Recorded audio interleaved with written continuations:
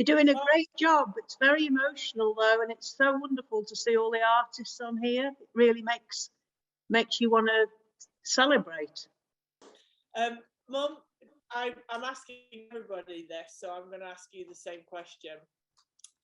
What's your name? Where are you from? And how do you know Richard? Okay, so my name's Rosemary, and my surname's Brushes.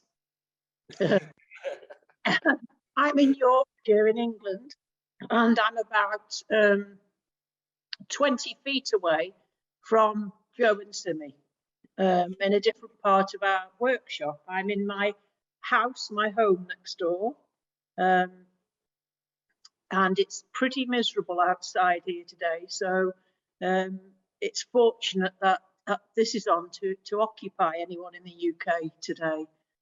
How did I meet Richard? Oh gosh, many years ago, when I went out to America, I literally went out with 2 suitcases of brushes, and I was invited to go to a studio of a phenomenal artist who's become a very dear friend called Alexi Steele. And Alexi was hosting a painting day, and himself, Jeremy Lipking and Tony Pro, listen to me, I know all these guys. They were hosting this painting day, and the star guest was a chap called Richard Schmid, and a very beautiful lady tagged on his arm called Nancy Guzik. And I got off the aeroplane, walked into the studio, and like some of you have already said on here, if you knew Richard and Nancy like we do, you walk into a family. It's like getting off the plane from Manchester where you come home. It was exactly the same for me in Los Angeles. Getting off the plane, exhausted, frightened, and walking into Alexi's studio was just like going home. We had such a fantastic day. And then the next day, there was an event called Weekend with the Masters, whereby Richard was, star guest on stage. And I think it was only that day, for the first time in my life, I realised what a superstar he was. I had hassle on the booth from competition. They said I shouldn't be there. I should be back home. They didn't like the idea of somebody from overseas coming into their world and selling a product. And before I could open my mouth to defend myself, again, a little bit shell-shocked, a guy walked past the booth with his trolley behind him and a painted over his shoulder. And he put it down by the booth. And when I say booth, that glamorizes it. I'm talking about a 6-foot table with 2 suitcases open on it.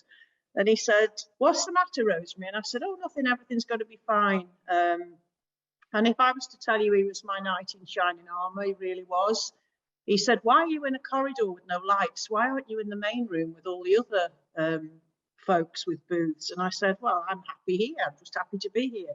He says, "Not on my watch." And he said to the guy, the competitor, he said, "She will stay and she will sell her brushes, but she will move into the main hall," which I did.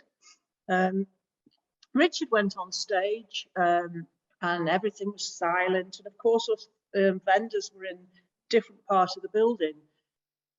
And I asked somebody, I said, "I wonder what time Richard Schmid finishes, because when he finishes, maybe we'll have some customers." And what a stupid question, because within minutes, my little table was swarming with folks. And I said, "Where have you all come from?"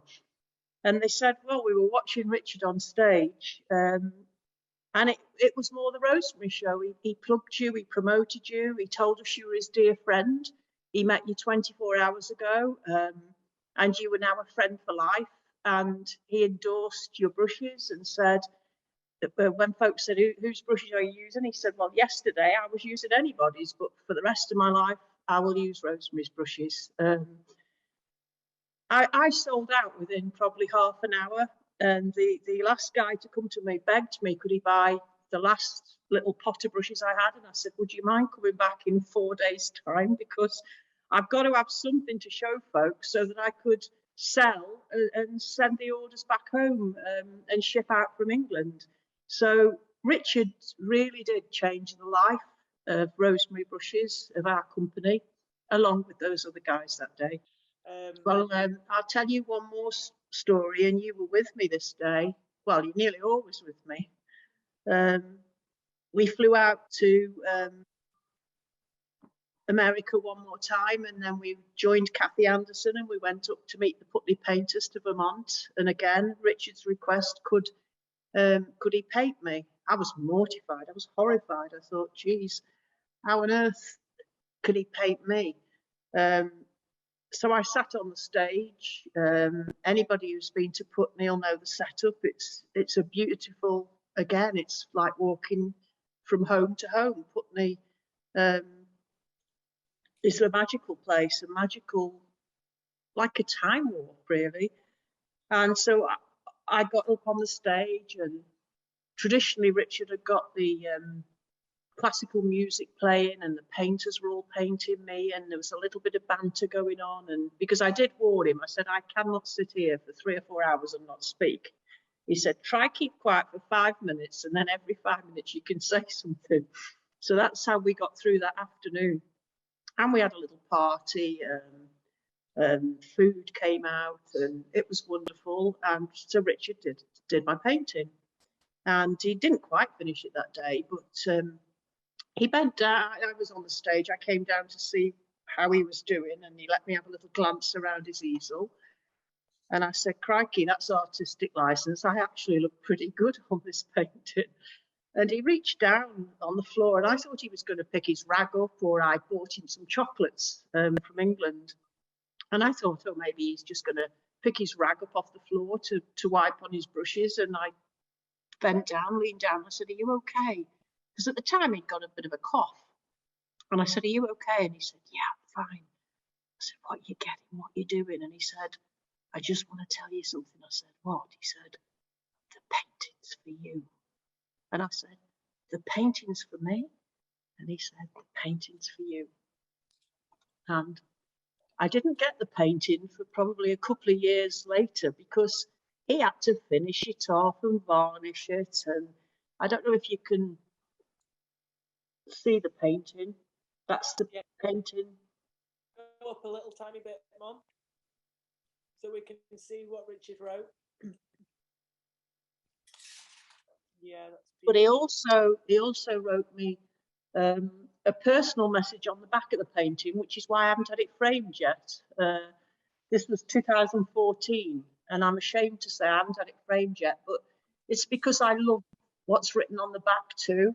And for any of you who know Richard as a friend, you'll know he did caricatures and cartoons, and he used to do them for us on napkins, and Nancy has hundreds of them. And on the back of this one, Richard did himself as a little caricature. And again, he's written Richard Schmid, and he's written painted in Putney using Rosemary brushes. And I think that's probably where the name Rosemary Brushes came from. The correct name for our company is Rosemary & Co. But I think Rosemary Brushes probably sounds a lot better. So I'm so honoured to have this painting, and I look at it every day, and I think of the fun. And during the painting session, Richard bent down again, and he fiddled about with this old-fashioned big, like a cassette player, CD player, massive thing, and he fiddled about with it. Next minute, we got the Beatles on, and he said, well, you girls are from England. I thought I'd throw in the Beatles, and everybody just stopped painting and laughed, and that was Richard. And then a few minutes later, we went back to classical music. But what a guy, what a special man. Not many people could pull off today, not for 24 hours, and certainly not for 48 hours, to keep something going in memory of someone, in celebration of someone. And Richard had that power. And through Nancy and through Simmy and Joe, this is happening. And gosh, there's many a big artist up there who pay for today and tomorrow. but they wouldn't get this following. They certainly wouldn't. And when you guys said you were doing this, to be honest, it was a no-brainer. You couldn't lose because the star of the show's Richard. So it was always going to be a success. I'm just praying nothing technical goes wrong. Yeah, you and me both. Mum and Ellie, I'm just going to let you know I added Clayton Beck into your group. There's 3 of you right now spotlighted. Hi, how are you? Hi, Rosemary. Nice to see you. Nice to see you. How are you doing? I'm doing just fine. I'm enjoying all of these stories. They remind me of many of the stories I have of Richard. I've got some of those cards, beautiful personal notes. I'm so glad that he kept up with that kind of communication because I think he realized how much they meant to us. I hope so. Yeah. I felt terrible. He left Chicago, and for many years I hadn't seen him, and he had a retrospective show in Ohio, and I went to see it. And one of my main things, besides of course seeing the artwork and seeing Richard again, was to tell him how much he meant to me and how much he changed my life. And as soon as I walked in and he saw me from across the room, his arms went out, and we walked toward each other and big hug. And I got a chance to tell him how beautiful and wonderful it was that he shared what he did with me, and basically took my life and changed it 90 degrees. And I was able to experience things I never would have without him. How did you meet him, Clayton? Were you a young boy? I was, I think, 18, 19 years old. I was going to the American Academy of Art in Chicago, where he went to school. And he was kind enough to come and do free demonstrations for us for the oil painting class. And I wasn't even in oil painting yet. My teacher told me to go sneak in, that I had to see this guy. And he shared and did such wonderful paintings, and his knowledge was deep, and his answering of questions was seemingly endless. If the school day hadn't ended, I think we would have been there through the night. It was a wonderful experience. And then he invited us to this place called the Palette and Chisel. And I learned how to paint under natural light, because at the American Academy, we had these horrendous halogen spotlights where everybody was a burnt orange.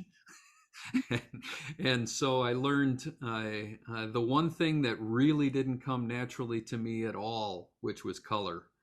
I could draw pretty well, and I kind of understood values and a little bit about design, but I didn't understand anything about color. Just the theory of it that they teach you in school, but the practical use of it all came from Richard, and all came from the North Light studio at the Palette and Chisel. I wonder if your paintings would have been too much different if he'd have never come into your life. I wonder. Oh, yeah, no, I never would have painted. I know you said it turned your life 90 degrees, but you never would have painted without knowing Richard. No, I went to school. I was going to be an art director. I was going to get a paycheck every week.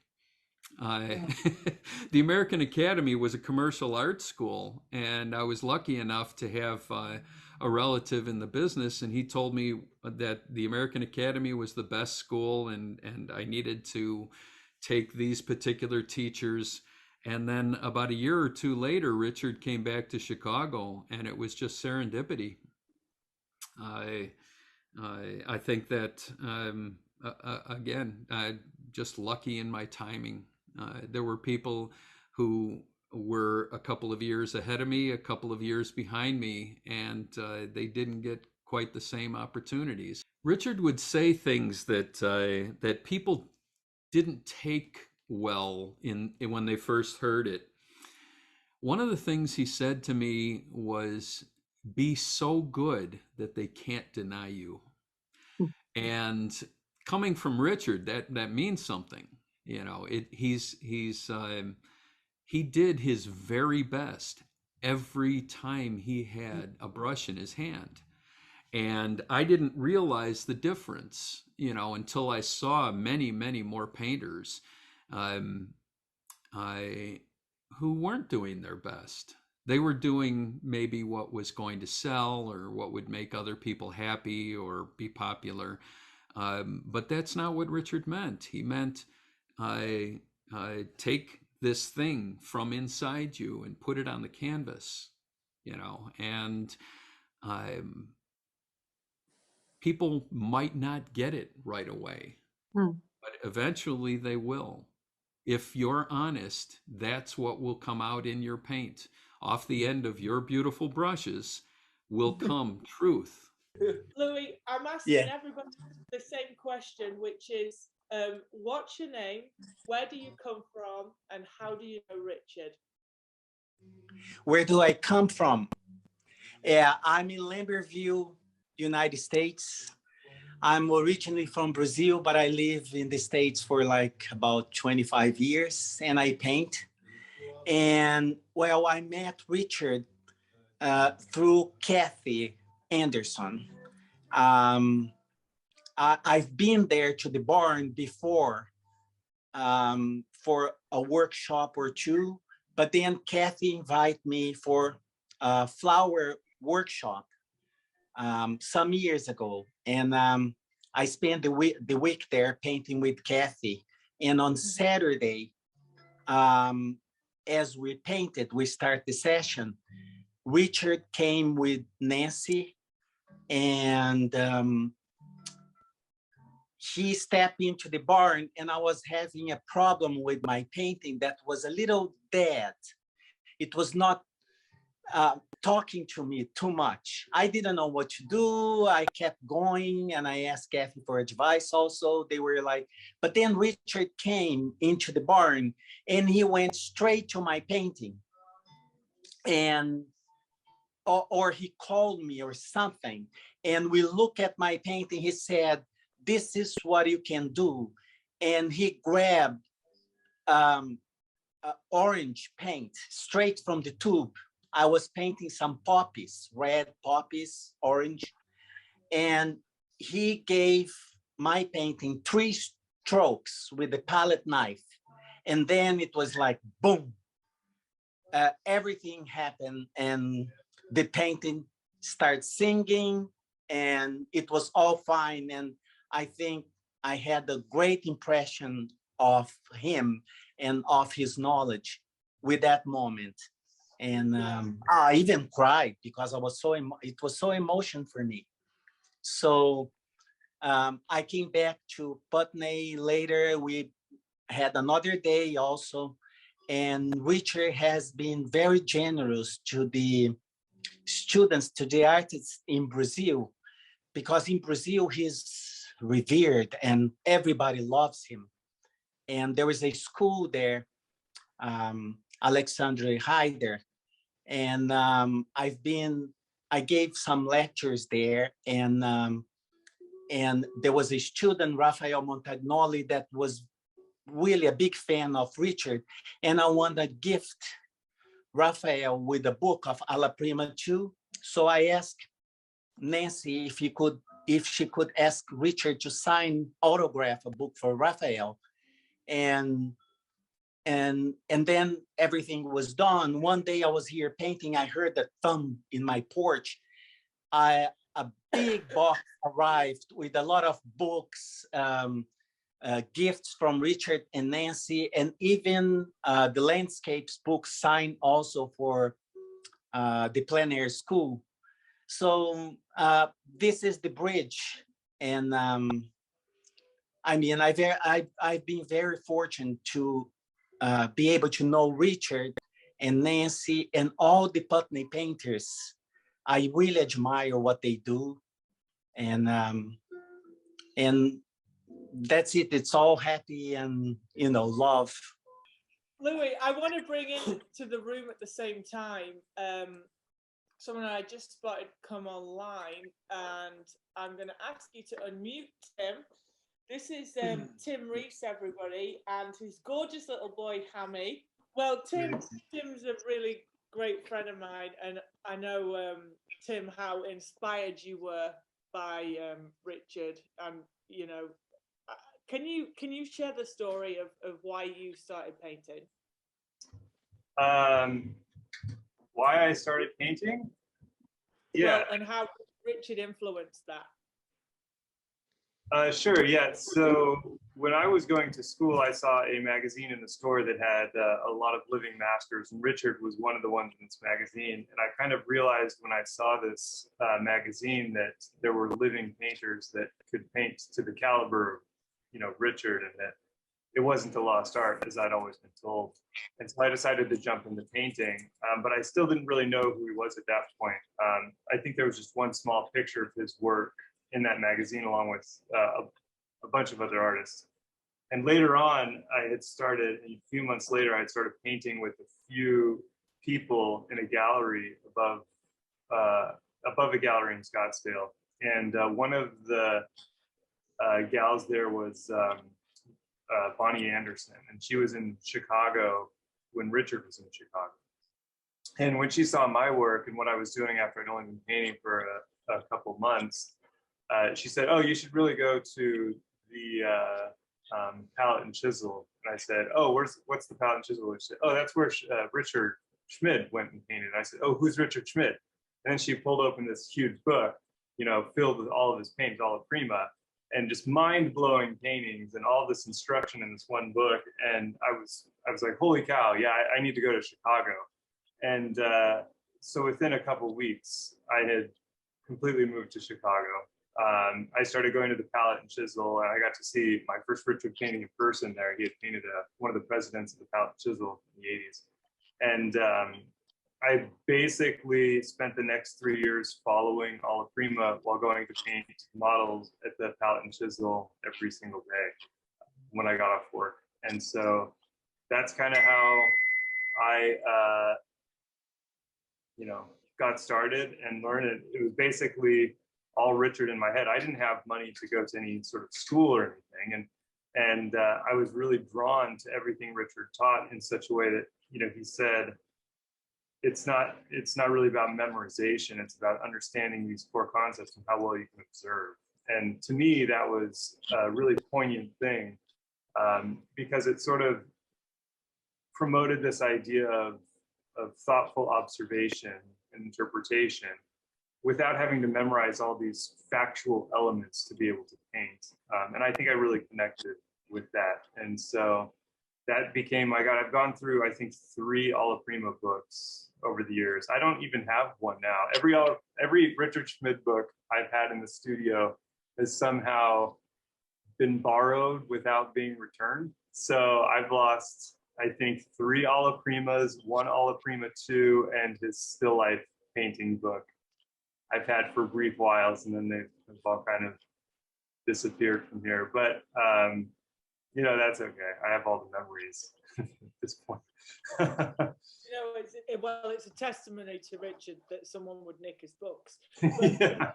I think what you need to learn from this, Tim, is you need to do a better job at binding them to the studio.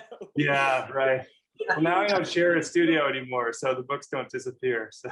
Why didn't you learn on your second Alla Prima that these things were going to get nicked? Wait till your 6th book gets stolen. See, the problem is I would use his books and look at them all the time, you know, so I'd always have them out and around. I wouldn't want to keep them like locked up in my studio, you know. It's, you know, so you sit on a break and then you're like, oh, I need to go look and see how this is done, or how did he interpret this, or what is this design here, and you know, so every book I have of his has been one that has been totally used and abused. I don't have any pristine Richard Schmid books. They're all like beat to hell, you know. But I think that's what he would want. I think that's the point of them, you know. And students come to me and they're like, oh, look, I have this this Richard Schmid book, and it looks like it's barely ever been opened because they're just kind of afraid to mess with it. It's like, no, that's not the point. The point is, you get into it, you read it, you absorb it, you learn all about Richard and what he thought. Right. Can you give any kind of advice to folks who, we've got people online right now that never got the opportunity to meet him, or perhaps if you didn't meet him, Tim, I don't know if you did meet Richard, but I met him a couple times. Yeah, Okay. I painted with him once and met him a couple other times.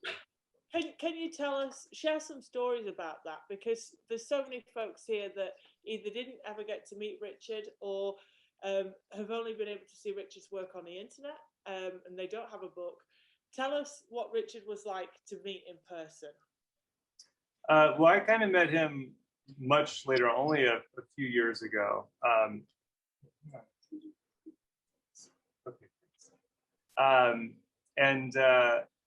But I mean, what struck me is that he was always charming and intelligent and on point. It was reading his books, I feel, was definitely a good extension of at least all of my interactions with him.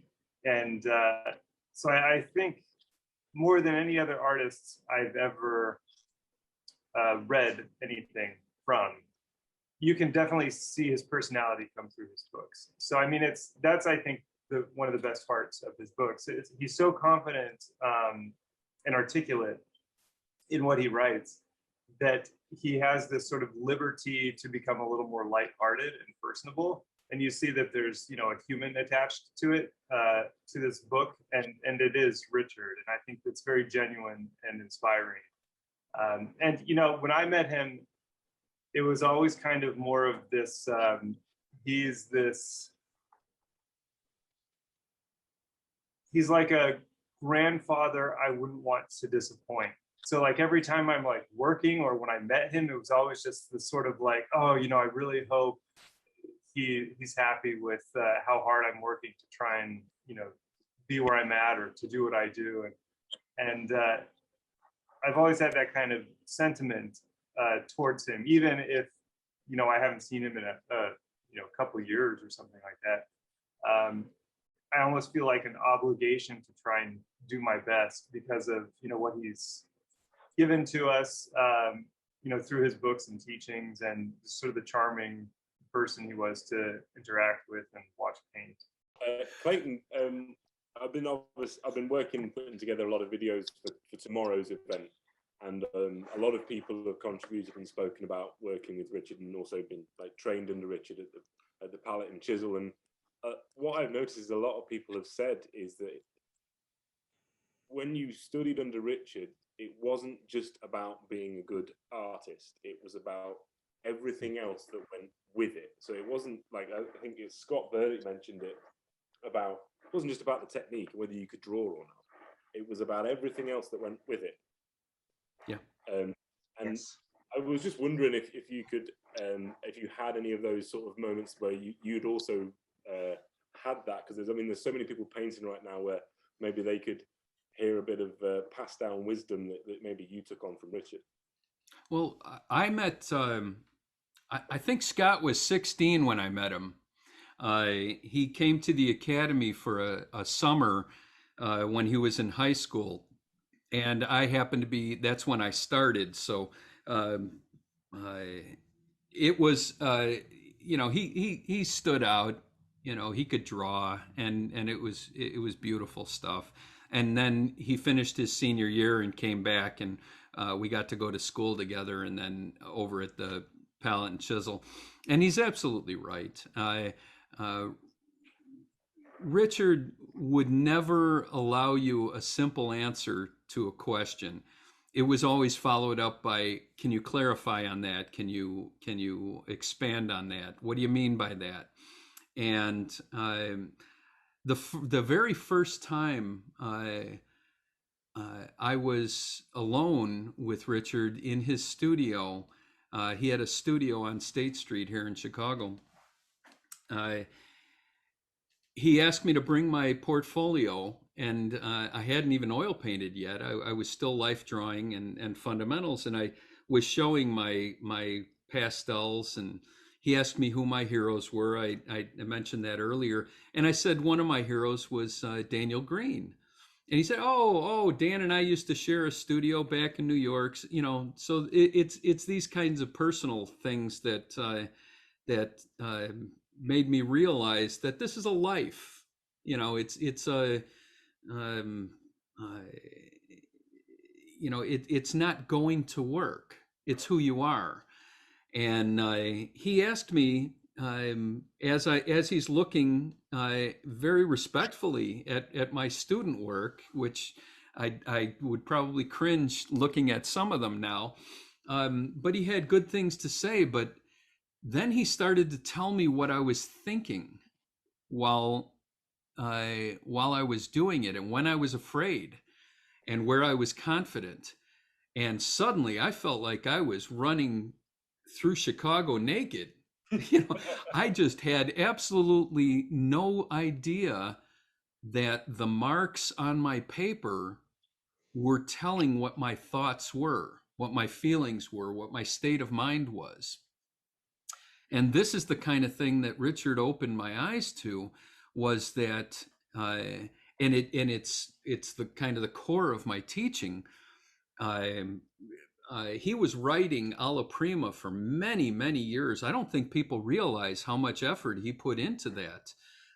That was 15 years or so of working to get that first volume out. And it is a masterpiece. I've always said it should have been 10 or 15 volumes, because he has condensed so much information into that.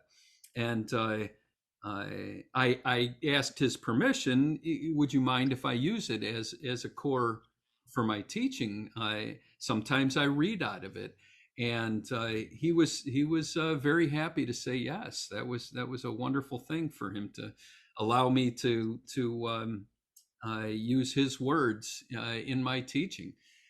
But that idea that it is yourself, your thoughts, your state of mind in that moment that are coming out on the canvas or the paper or whatever you're working with, that really made me understand what it was to be an artist, and how important it is to have your state of mind correct in the first place before you begin. Otherwise, it's just a technical exercise. I could sit down and draw anything, whether I cared to or not, because I was taught how to do that. I don't ever do that anymore, though. I don't paint things I don't want to paint. I'm very spoiled. Richard taught me how to be very spoiled. I will find, if I'm bored, or I think it's a bad pose, or I don't like my subject, I realize that that's something in me. That's not something out there. That's something with my state of mind. If I'm in front of a human being, that's a special thing. This person has given me their time, part of their life, to sit here and be with me while I work. I will find something special, something wonderful to paint, and that's the kind of thing I got from Richard. That it's you in the moment, and that's what comes out on your work. And this is the thing that I find it far more difficult to work from photography, because I'm not in the moment anymore. I was in the moment when I was standing there. Now Yes. I'm back in my studio. I've always taken a few reference shots here and there, because I knew someday I wasn't going to be able to carry, all of my equipment outside. If I have some horrible accident and lose my legs or something, I will have something that I actually experienced that I'm going to be able to work from. But luckily, I've never had to resort to that, and I've never worked from photography. The few times I have just been from posthumous portraits or something like that. I'll do things like that. But that love of working from life, being in the moment, and the fact that all of that is what's coming out on your canvas, that all comes from Richard, and that all comes from that time at the Palette and Chisel. And that's why I stay there for so many years. Every once in a while, I get someone who has that look on their face.